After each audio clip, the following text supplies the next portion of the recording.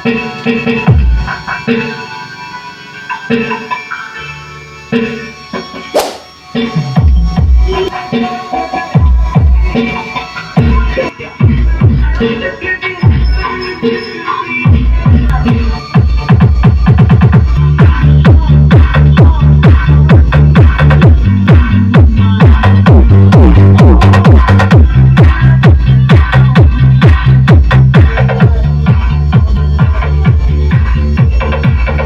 hindi naka-full volume sa cellphone. So simulan na rin natin tong amplifier natin mga idol. So tinanggal ko na yung pinakalagayan ng transformer dito, ito. So yun, dumating na yung pyesa natin mga idol. So hintayin lang natin yung iba pang pyesa para tingin yung araw mga idol. So isang channel pa lang naman yung papaganahin natin. Yung kabila bakante muna. So saka ko na gagawin yung kabila. Patugtugin lang muna natin itong isang channel. So buksan ko lang itong mga idol. So ito na mga idol, so nakagawa na rin tayo ng bridge diode dito para sa kanyang small supply 909 at 17017. So ito ay para dito sa 55055. So maliit pa rin tong transformer natin, no? Pang 737 lang yan, 55055 lang. Pero okay na yan mga idol. So upgrade na lang natin, so magdagdag na lang tayo ng turn para umabot siya ng mga 65, kahit mga 65 lang man, okay na yan. Tapos dodoblehin natin yung diode at 4 yung capacitor na ilalagay natin. So ngayon 2 pa lang. So yan, may libreng tornilyo yung isang yung pan. So tatlong pan na yung tornilyo na yan. So ito yung ventilation natin. So bubutasan natin yan para mailagay natin to. So check natin yung capacitor kasi maraming fake ngayon. So ito na mga idol, lagay lang natin sa capacitance. Kasi may customer kanina. So yan, tuloy na natin yung video natin. So ilan ba? 9 point plus, okay na yon. Or 10, kasi 10,000 to. Dami kasing fake ngayon. So yan, 9.6 MF na yung nakasulat. So okay yan mga idol, no? So yan na yung ventilation natin mga idol, no? So nagasgasan lang, pero okay lang, pipinturahan pa naman natin. So yun, dumating na yung board natin mga idol. So buksan natin. Bale, ito na mga idol. Yan. Ito na yung board niya, no, nagagamitin natin. So mukhang maganda naman, galing Indonesia. So pwede naman din na kayo gumamit ng board para kung nagtitipid kayo, hinang-hinang nyo na lang. So madali lang naman yan. So ako kasi gusto ko may board para malinis tignan. So ang gagamitin nating driver ay itong 506 SOCL 506.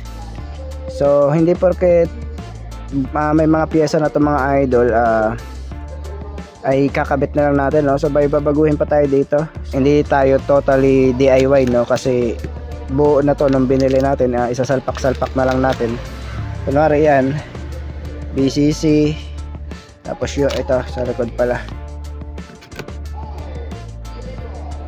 negative 80. So i-connect nyo na lang rin naman yan dyan, kasulat. So 80 volts pala to, no? Tapos negative 80 volts, positive 80 volts yung kabila. I-connect nyo lang yan dyan. Tapos itong positive B at negative B, ayan yung positive base tapos negative base natin. Tapos speaker, kukonect nyo lang rin yan dito, speaker sa gitna. So yan, nakasulat naman pala yung negative base tapos positive.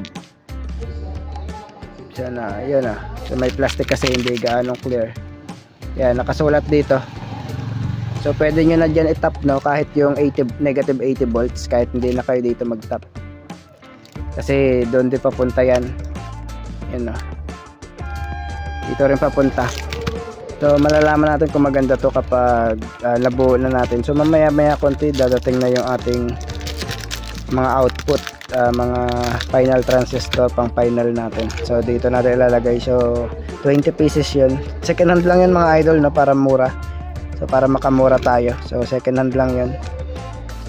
Mga second hand galing kay Red Electronics. So magaganda yung pyesa niya, eh. So yun, dumating na ulit yung ating order na mga transistor. So buksan muna natin mga idol. So ito na mga idol. So yan, 10 pieces. So kompleto naman, 10 C5200 tapos 1943. So may prep pa na dalawa pang drive. So pero hindi na natin ito gagamitin. So ito na rin gagamitin kong drive. Tapos ito yung mga resistor natin, 0.33 ang ilalagay natin, 5 watts. Tapos 100 ohms yung ilalagay natin dito sa isa. So ito ay 0.33, 100 ohms. Ito 1 watt ang ilalagay ko dito.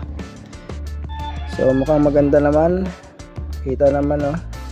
Saka mukhang orig kasi yung ano niya malabo yung sulat.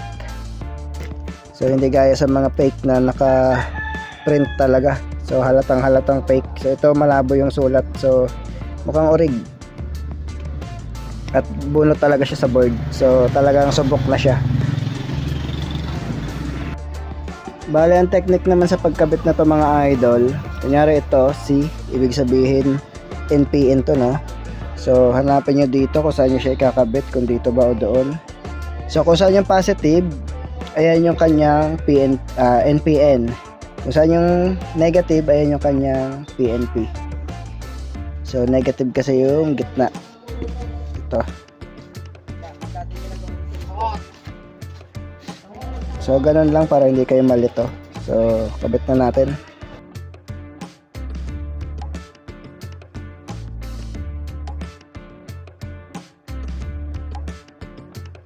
Bale ito mga idol, wala muna tayong board. So hindi pa dumarating yung board natin. So ganyan muna ang ginawa ko. So saka ako nalalagyan to ng bleeder kapag nakakabit na siya sa board. Wala pa tayong bleeder resistor dito, no. So try muna natin mga idol kung gumagana yung driver natin. So sinupplyan na natin siya ng positive at negative. Tapos ground, center tap yung ground ito. Yan yung i-connect yung ground sa center tap ng ating transformer. Saksak natin mga idol. Sukatan natin kung ilan yung supply. 55.055 yung transformer natin. Tingnan natin kung ilang volts yun. Mga 80 yan pag ganyan. Aabot yan ng 80. Kasi 55 ang supply. So yan 84. Maabot siya ng 84 volts. So sobra na siya sa required voltage na 80 volts. Pero gumagana naman yung driver. So yan 84, 83.9. So check natin yung base emitter ng ating speaker driver kung yan po 0.4. 0.4 rin tong kabila sana para walang problema pag nilagyan natin ng transistor. So yun, okay na, no? So gagana na to mga idol. Check natin yung DC out, baka may DC out to. So yan 0.003 yung kanyang DOC sa speaker. So normal lahat mga idol. So yan, good naman. So try natin patugtugin muna bago ko lagyan ng final transistor. So pero hindi ko na ipapakita sa video, so madali na lang naman yan. Kakabit nyo lang final transistor, yung transistor output natin. So pero pag kakabit nyo na siya doon sa final transistor natin, gagawin kong driver yung dalawa dito mga idol para makabit natin yung mga final transistor. Tapos papalitan natin tong resistor ng 100 ohms. Ito 5 watts din ay papalit natin, 100 ohms. So yun lang. So ito kahit hindi na kayo magbili ng board, so ako bumili lang para malinis tignan. Kasi kung wala tayong board, ganito mangyayari dyan, no? Puro jumper. So pwede naman yan kung nagtitipid kayo para hindi na kayo gumastos. Yung ibibili nyo ng board, bili nyo na lang ng mga pyesa para mas makamura kayo. Ito pala mga idol, may sample tayo, C3858. So NPN yan, so nakalagay siya sa positive. So ayun yung sinasabi ko kanina, no, doon. So ganun din yan doon. So positive 80 volts ang NPN. Kasi yung gitna niya yung positive. Tapos sa PNP naman yung gitna ang negative. Positive, negative, positive. Ayun yung ibig sabihin ng PNP at NPN. So ito ang ilalagay natin, C5200. isa sa palatandaan na PNP siya kapag ang unahan na letter ay letter A at B, ibig sabihin niyan PNP. Pag letter C at D, NPN yan. Kahit sa mga H out, D ang nakasulat, di ba? So NPN yun. So ito ay C ang umpisa. So ibig sabihin ay NPN to. So dito natin siya ikakabit. Tapos yung A, so yung A, ito ang A. So dito natin ikakabit. So yun mga idol, nilagyan muna natin siya ng input. Tapos nilagyan ko na rin ng transistor. Sound check muna natin kung maganda ba, para malaman natin kung may problema bago natin ilagay yung mga final transistor natin. So ito, bago natin ilagay yan para iwas sira. At least kung masira, ito lang masisira, yung dalawa pa lang nang nakakabit, kaysa naman nilagay mo agad yung mga yon, sira agad, di ba? Ayan.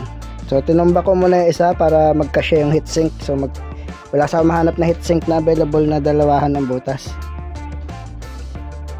Ganyan muna, testing lang naman. So double check nyo lang, baka dumikit yung heatsink sa ilalim. So yan, may mika tayo dyan. So hindi ko na masa-sound check to mamaya pa, mga dulo ng video mga idol.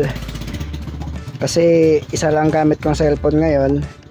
So yung isa taga video, hindi tayo makapag-sound.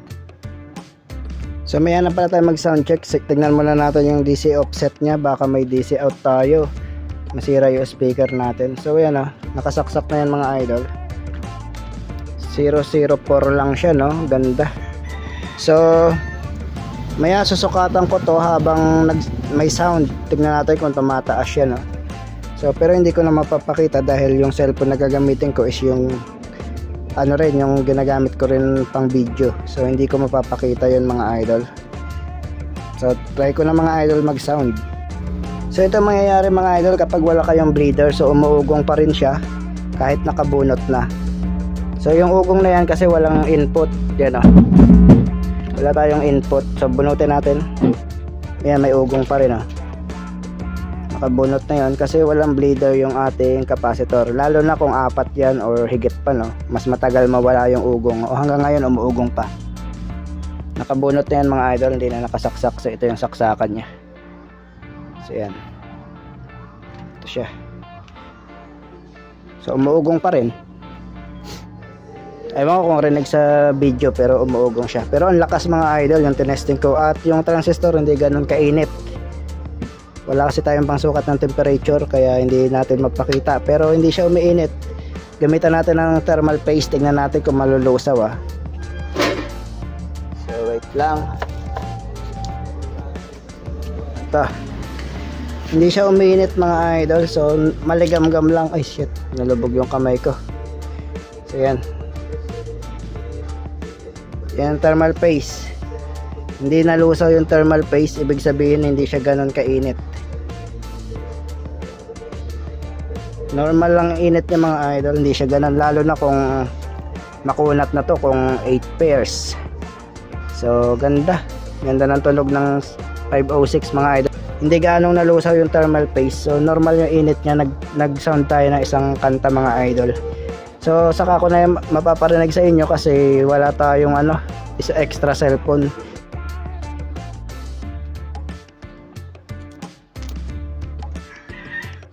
So yan ay mga second hand nating transistor mga idol. So tinester natin, good naman lahat. So yan, kinabit na natin. So yan yung tornilyo niya sa likod. So papalitan natin tong heatsink pag naka-order na tayo. So sa pansamantala ito muna. So may pan naman yan, hindi naman yan basta-basta iinit. Yung dalawang output pa lang hindi na gaanong mainit. So ito magtutulungan na sila, so mas okay. So hindi na gaanong iinit.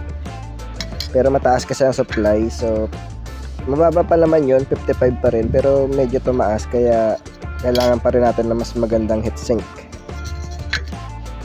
So naubos yung ating mga square na resistor mga idol. Ito na lang pala yung stock ko. So bilog na lang kakabit ko, 0.33 ohms, 0.3, 5 watts din to, 0.33 pala, 0.33, 5 watts rin yan. So itong dalawa tatanggalin ko na lang, papalitan ko na lang rin siya ng bilog dalawang bilog. Tapos yung kabila hindi ko na papalitan. So parehas lang naman sa value yung mga yan. Para maganda lang tignan, para isang straight ito bilog, isang straight dito square. Kasi kung may nakasingit na dalawang square, ang pangit tignan eh. So yan.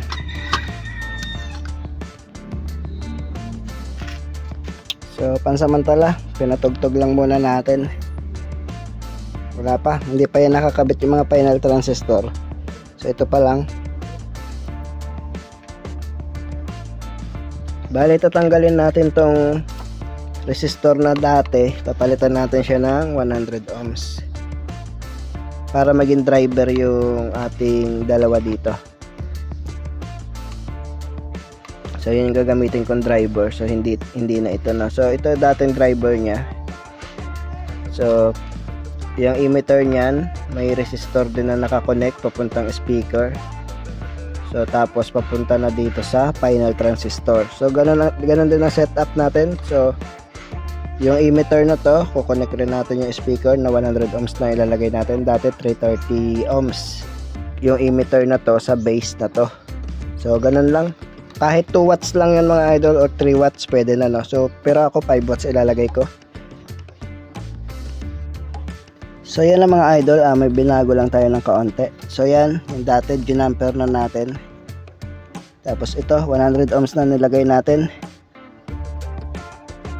At pansamantala dito ko muna siya nilagay. So nilagyan muna natin siya ng wire. Tatanggalin na lang natin yan at lilinisin kapag ipipix na natin.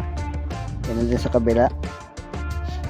Tapos ito, yung MJE340, pinalitan na natin ng mas mataas-taas na specs. At binasag ko pala yung MJE. Hindi pala, yung nandito.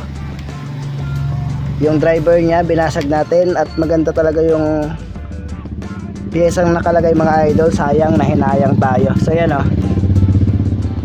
So orig yung piyesang nakakabit na piyesa dito. Kaso mababa specs nun. Kaya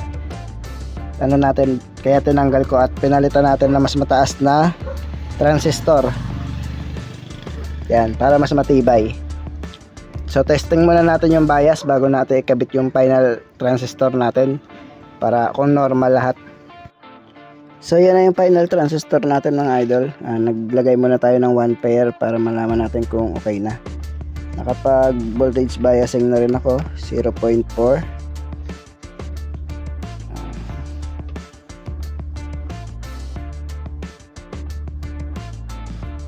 Yan, 0.4.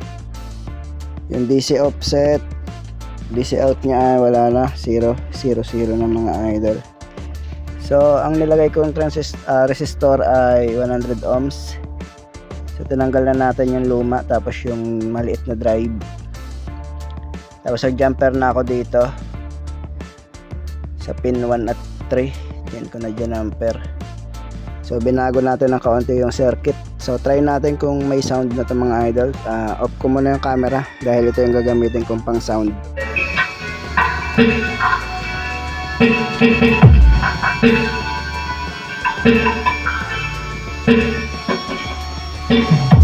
DJ Ronald, Bayanan Remix. DJ Bayanan, the best.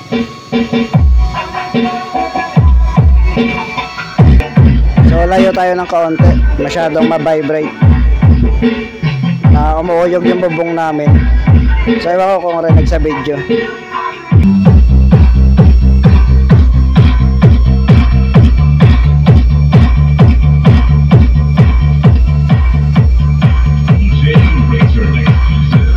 So hinaan lang natin ng kaunti kasi pangit rin ang record ng mic.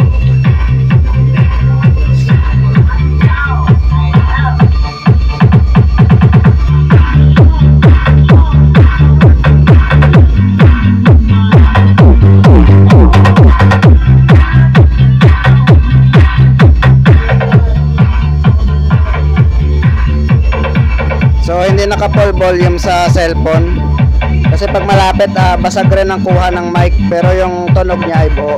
Nagpa-vibrate kasi yung mic na record natin ngayon.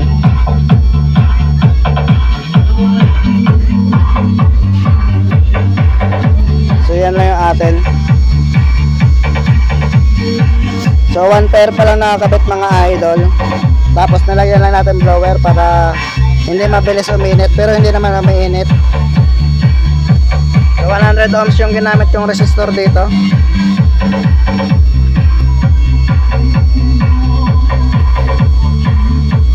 Layo tayo ng konti kasi baka pangit yung record ng mic.